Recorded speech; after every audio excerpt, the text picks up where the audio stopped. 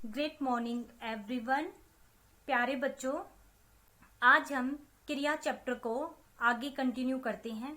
अब तक हमने किया था कि क्रिया किसे कहते हैं, धातु किसे कहते हैं, धातु का क्रिया का सामान्य रूप क्या कहलाता है। कर्म के आधार पर क्रिया के दो भेद होते हैं, सकर्मक क्रिया। सकर्मक क्रिया के विषय में हम पढ़ चुके हैं। आज हम सकर्मक क्रिया भी हमारी दो प्रकार की होती है, एक कर्मक क्रिया और द्विकर्मक क्रिया। आज हम एक कर्मक, जैसे कि नाम से ही पता चल रहा है, जिसमें एक कर्म होता है, द्विकर्मक जिसमें दो कर्म होते हैं। और उसके बाद हम अकर्मक क्रिया को समझेंगे जिसमें कर्म नहीं होता। फिर हम रचना के आधार पर क्रिया के भेदों के विषय में विस्तार से समझेंगे। आज हम दो भेदों को यहाँ पर करेंगे रचना के आधार पर। संयुक्त क्रिया जिसमें दो क्रियाएं होती हैं, द्विकर्मक में तो दो कर्म होते हैं, लेकिन संयुक्त क्रिया में दो क्रियाएं होती हैं। फिर हम करेंगे नाम धातु क्रिया, यानी जो संज्ञा, सर्वनाम, विशेषण और अनुकरणवादी जो क्रियाएं होती हैं उनसे मिलकर बनती हैं। तो हम इनको विस्तार से समझते हैं। आइए सभी मेरे साथ जुड़िए और समझिए। तो चलिए बच्चों, आज हम सकर्मक क्रिया के भेद करेंगे। सकर्मक क्रिया के दो भेद होते हैं, एक कर्मक क्रिया, द्विकर्मक क्रिया। कल हमने सकर्मक क्रिया किया था जिसके साथ कर्म होता है, जिन वाक्यों में कर्म की प्रधानता होती है सकर्मक क्रिया कहलाती हैं। तो सकर्मक क्रिया में एक कर्मक क्रिया यानी जिन क्रियाओं में केवल एक ही कर्म होता है, द्विकर्मक क्रिया जिन क्रियाओं में दो कर्म होते हैं। तो सबसे पहले हम समझते हैं एक कर्मक क्रिया को।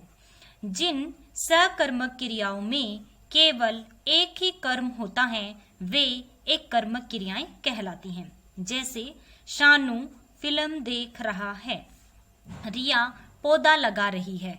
यहाँ पर फिल्म देख रहा है, एक ही कर्म हो रहा, क्या देख रहा है, फिल्म देख रहा है, यानी एक ही कर्म यहाँ पर निकल कर आ रहा है। रिया पौधा लगा रही, क्या लगा रही है, पौधा लगा रही है। तो कल हमने सकर्मक क्रिया समझ ही ली थी कि क्या से प्रश्न करने पर यदि उत्तर मिलता तो सकर्मक क्रिया होती है। इन उदाहरणों में फिल्म और पौधा कर्म है, देख रहा है तथा लगा रही है क्रिया का फल सीधा कर्म पर पड़ रहा है। दोनों वाक्यों में एक एक कर्म है, अतः यहाँ एक कर्मक क्रिया है। तो यहाँ तक आपको समझ में आ गया होगा कि जिन वाक्यों में केवल एक ही कर्म होता है वो एक कर्मक क्रिया कहलाती है। जिस सकर्मक क्रिया का केवल एक ही कर्म होता है वह एक कर्मक सकर्मक क्रिया कहलाती है, क्योंकि सकर्मक क्रिया के भेद हैं। आगे देखें सेकंड भेद सकर्मक क्रिया का द्विकर्मक क्रिया। अब द्विकर्मक क्रिया को समझते हैं। देखें सभी, द्विकर्मक क्रिया, द्विकर्मक अर्थात दो कर्मों से युक्त, जैसा कि नाम से ही पता चल रहा है, द्विकर्मक दो कर्मों से युक्त। जिन क्रियाओं में दो कर्म पाए जाते हैं अथवा दो कर्मों की अपेक्षा होती है वे द्विकर्मक क्रियाएं कहलाती हैं। कुलदीप ने भाई को पुस्तक दी, यहाँ पर भाई को पुस्तक दी, भाई क्या है, कर्म है, पुस्तक क्या है, कर्म है। माँ मुकेश को कहानी सुना रही है, यहाँ मुकेश क्या है, कर्म है, कहानी क्या है, कर्म है। इन उदाहरणों में क्या तथा किसे प्रश्नों के उत्तर मिल रहे हैं। जैसे पहले वाक्य में कुलदीप ने किसे क्या दिया, उत्तर भाई को पुस्तक दी। दूसरे वाक्य में माँ किसे क्या सुना रही है, मुकेश को कहानी सुना रही है। दोनों वाक्यों में दो कर्म आए हैं, अतः ये द्विकर्मक क्रियाएं हैं, यानी यहाँ पर दो कर्म हुए हैं। यानी कुलदीप ने भाई को पुस्तक दी है, भाई भी कर्म हुआ और पुस्तक भी, और यहाँ मुकेश भी और कहानी भी दो कर्म हुए हैं, तो द्विकर्मक क्रिया कहलाती हैं। जिस सकर्मक क्रिया में दो कर्म होते हैं अथवा दो कर्मों की अपेक्षा होती है उसे द्विकर्मक क्रिया कहते हैं। अपेक्षा होती है, आवश्यकता होती है, उसे द्विकर्मक क्रिया कहते हैं। तो आज हमने सकर्मक क्रिया के दो और भेदों को समझा कि वे एक कर्मक क्रिया भी होती है जब वाक्य में एक ही कर्म होता है, द्विकर्मक जब वाक्य में दो कर्म होते हैं। अब आगे देखें, हम कर्म के आधार पर क्रिया के भेद कर रहे थे, सकर्मक हमारा पूरा हो चुका है। आज हम करेंगे अकर्मक क्रिया कि अकर्मक क्रिया क्या होती है। देखें सभी, तो अब हम अकर्मक क्रिया को समझते हैं। देखें सभी, अकर्मक क्रिया, ए प्लस कर्मक अर्थात कर्म रहित अथवा कर्म के बिना। जिन क्रियाओं में, यानी जो सकर्मक क्रिया थी वो कर्म सहित थी, ये कर्म रहित है। रहित होता है कर्म के बिना। जिन क्रियाओं के साथ कर्म न लगा हो तथा क्रिया का फल कर्ता पर ही पड़े उन्हें अकर्मक क्रिया कहते हैं। जैसे हम कुछ उदाहरणों से समझते हैं, देखें सभी ध्यान दें। एक सेकंड रुकें। यहां पर आपको पक्षी और बादल नजर आ रहे हैं, ये एग्जाम्पल देखें सभी। पक्षी, आकाश में पक्षी उड़ रहे हैं। विनय जोर से चिल्ला रहा है। आकाश में पक्षी उड़ रहे हैं। क्या उड़ रहे हैं? पक्षी उड़ रहे हैं। विनय जोर से चिल्ला रहा है। कौन चिल्ला रहा है? विनय। यहाँ कर्ता और क्रिया के बीच क्या, किसे और किसको लगाकर प्रश्न कीजिए, कोई उत्तर नहीं मिल रहा। अतः यहाँ क्रिया के साथ इन प्रश्नों के उत्तर न मिले वहां अकर्मक क्रिया होती है। देखिए, उड़ रहे हैं, क्या से क्वेश्चन करेंगे? क्या उड़ रहे हैं? पक्षी। और पक्षी क्या है? कर्ता है। यदि आंसर मिल भी रहा है तो वो क्या है? कर्ता है। विनय जोर से चिल्ला रहा है। क्या चिल्ला रहा है? क्या तो नहीं करेंगे, किसे नहीं हो सकता, किसे चिल्ला रहा है, यानी कोई भी आंसर को यहाँ पर प्रश्न नहीं बनता। तो क्या चिल्ला रहा है? मान लो अगर फिर भी आप आंसर निकाल लेते हो कि विनय, विनय क्या है? इसमें कर्ता है। यानी जब कर्म क्रिया का फल कर्ता पर पड़े वो क्या होती है? अकर्मक क्रिया होती है। देखिए, जिस क्रिया का कोई कर्म नहीं होता उसे अकर्मक क्रिया कहते हैं, यानी जिस क्रिया में कोई कर्म नहीं होता। यहाँ जोर से आकाश में आधार है, ना कि कर्म है। आगे देखें, कुछ अकर्मक क्रियाएं इस प्रकार हैं। जैसे तैरना, तैरेंगे तो उसका प्रभाव खुद पर ही पड़ेगा, कर्ता पर ही पड़ेगा। कूदना, जैसे सोना, ठहरना, उछलना, मरना, जीना, बरसना, रोना, चमकना, भागना, उछलना, गिरना आदि, ये सभी अकर्मक क्रियाएं हैं। क्यों है? क्योंकि इनका प्रभाव कर्ता पर ही पड़ेगा। तो यहाँ पर कोई कर्म नहीं है, ये अकर्मक क्रियाएं होती हैं। तो इससे आगे हम कर्म के आधार पर हमारा भेद हो चुके हैं। हमने सकर्मक किया, अकर्मक किया। आज हम करेंगे रचना के आधार पर क्रिया के भेद। अब रचना के आधार पर क्रिया के कितने भेद होते हैं? क्रिया के 4 भेद यहाँ पर हैं। रचना के आधार पर क्रिया के भेद आज हम यहाँ पर करेंगे। सबसे पहले होता है संयुक्त क्रिया, फिर होता है नाम धातु क्रिया, फिर प्रेरणार्थक क्रिया, फिर पूर्वकालिक क्रिया। इनको अलग अलग से हम विस्तार से समझेंगे। संयुक्त क्रिया सबसे पहले है संयुक्त क्रिया। इसके एग्जाम्पल देखिए सभी। पहले, पिताजी आप दफ्तर से लौट आए। देखें, यहाँ पर संयुक्त क्रिया, 2 क्रियाएं हो रही हैं। अब तक तो हमने क्या था कि 2 कर्म हो रहे थे द्विकर्मक में, यहाँ पर 2 क्रियाएं हो रही हैं।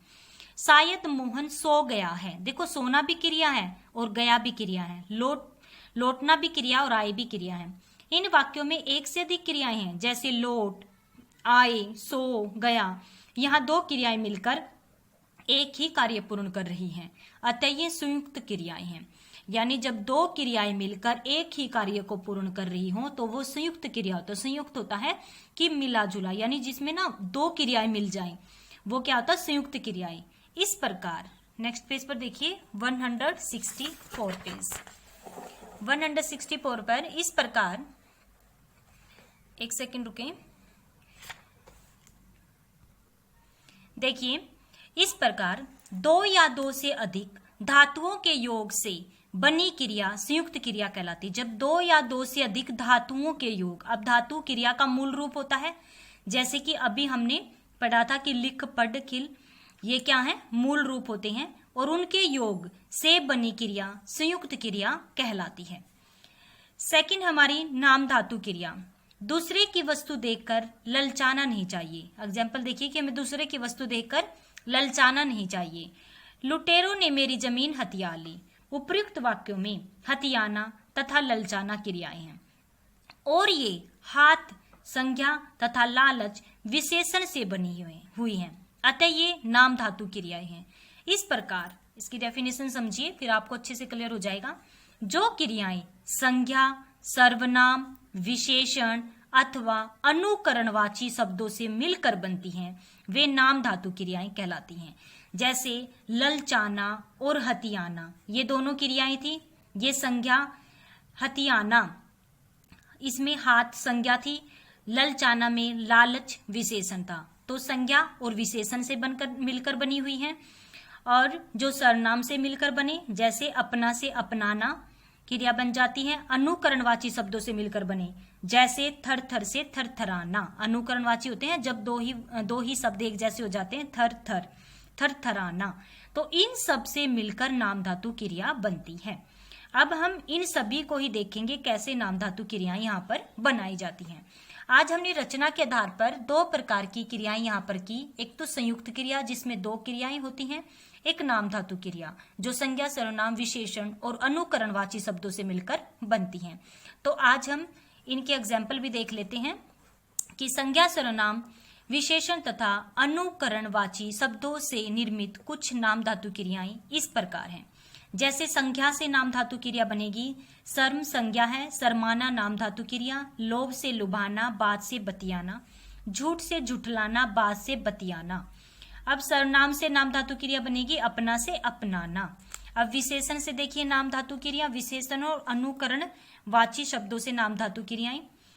साठ, साठ क्या है? विशेषण है। सठियाना, तोतला, तुतलाना, गरम से गरमाना, लज्जा से लजाना, लालच से ललचाना, फिल्म से फिल्माना। अनुकरणवाची शब्दों से नाम धातु क्रियाएं कैसे बनती हैं? जैसे थर थर से थप थप से थपथपाना, थर थर से थरथराना, कप कप से कंप कपाना, टन टन से टनटनाना, बड़बड़ से बड़बड़ाना, खटखट से खटखटाना। तो आज हमने सकर्मक क्रिया हमने कल किया था। आज हमने उसके दो भेद किए कि एक कर्मक क्रिया होती हैं और द्विकर्मक क्रिया। फिर हमने अकर्मक क्रिया को किया। फिर हमने रचना के आधार पर दो और क्रियाओं को किया, जिसमें संयुक्त क्रिया और नाम धातु क्रिया को यहाँ पर हमने विस्तार से समझा। आगे हम कल करेंगे। इसको 2 टाइम रीड करें। धन्यवाद। तो प्यारे बच्चों, आपको अच्छे से समझ आ गया होगा कि सकर्मक क्रिया क्या होती हैं, अकर्मक क्रियाएं कौन सी होती हैं, और साथ में हमने सकर्मक क्रिया जो होती है उसके दो भेदों को भी किया, एक कर्मक और द्विकर्मक, वो भी आपको अच्छे से समझ आ गया होगा। फिर हमने रचना के आधार पर संयुक्त क्रिया और नाम धातु क्रिया आज यहाँ तक हमने किया है। आगे हम कल करेंगे।